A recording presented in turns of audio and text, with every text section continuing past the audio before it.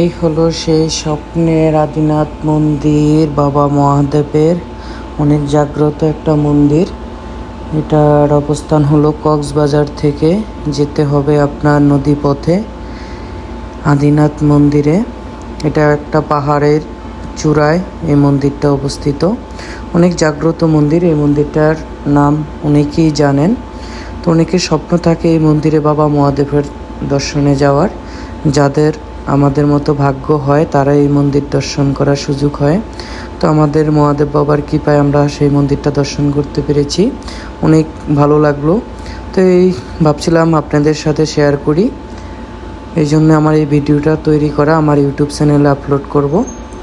তো নিয়মিত ভিডিও দিতে পারি না, সেদিন অনেক পর্যটক ছিল এই মন্দিরে। সময়ের স্বল্পতার কারণে এরকমভাবে ভিডিও আপলোড করতে পারি না, আমি আন্তরিকভাবে আসলেই দুঃখিত। তো মন্দিরটা একটু ঘুরিয়ে দেখানোর চেষ্টা করেছি আপনাদের মাঝে। আশা করি সবাই ভালোভাবে দেখবেন ভিডিওটা। তো অবশ্যই আমার ভিডিওটা যদি আপনাদের ভালো লাগে লাইক কমেন্ট করতে ভুলবেন না।